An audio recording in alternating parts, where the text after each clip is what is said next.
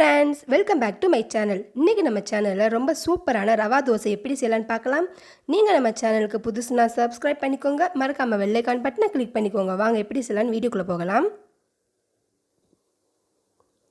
ஒரு பாத்திரத்தில் இன்றைக்கி நான் 1 கப் அளவு அரிசி மாவு போடுறேன். அதே கப்பில் 1 கப் அளவு ரவை, ஒரு 3 ஸ்பூன் அளவு மைதா,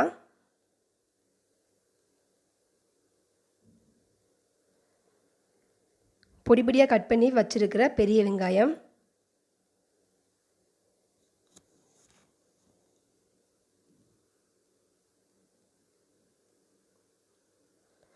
சீரகம், 1 ஸ்பூன் அளவு ஜீரகம், கொத்தமல்லி, கருவேப்பிலை பொடி பொடியாக கட் பண்ணி வச்சுருக்கேன். இப்போ அதையும் போட்டுக்கலாம்.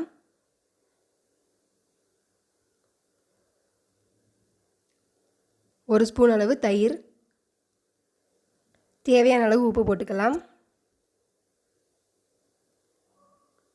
இப்போ நல்லா தண்ணி ஊற்றி நல்லா கரைச்சிக்கோங்க.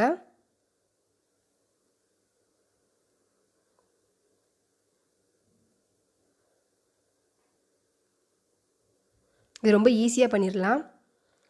ஒரு 5 நிமிஷம் ஊற விடணும். ஊற விட்டுட்டு நீங்கள் தோசை சட்டியில் ஊற்றினீங்கன்னா ரொம்ப சூப்பராக இருக்கும். இந்த ரவையெல்லாம் நல்லா ஊறிடும். கொஞ்சம் நல்லா தண்ணியாக கரைச்சிக்கோங்க.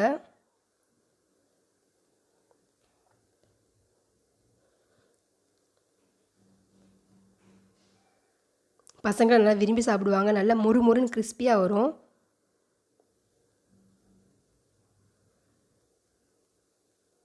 பாருங்கள், இந்த மாதிரி தண்ணியாக கரைச்சிக்கிறணும். இப்போ ஒரு 5 நிமிஷம் ஊறட்டும். ஊறினதுக்கப்புறம் நம்ம தோசை சட்டியில் ஊற்றிக்கலாம். நான் 5 நிமிஷம் ஊறிடுச்சு. இப்போ நான் சட்னி நல்லா காய வச்சுருக்கேன் சூடாக. இப்போ நம்ம இந்த மாதிரி ஊற்றிக்கலாம். இதுக்கு நான் தொட்டுக்கிறதுக்கு கடலை சட்னி வச்சுருக்கேன். கடலை சட்னியோட லிங்க் உங்களுக்கு வேணும்னா கீழே நான் இடியாப்பத்தோடு சேர்த்து செஞ்சுருக்கேன். லிங்க் கொடுக்குறேன், போய் செக் பண்ணி பார்த்துக்கோங்க. லேசாக எண்ணெய் விட்டுக்கோங்க. பாருங்கள், நல்லா முருகிடுச்சு. இப்போ பரட்டி விட்டுக்கோங்க.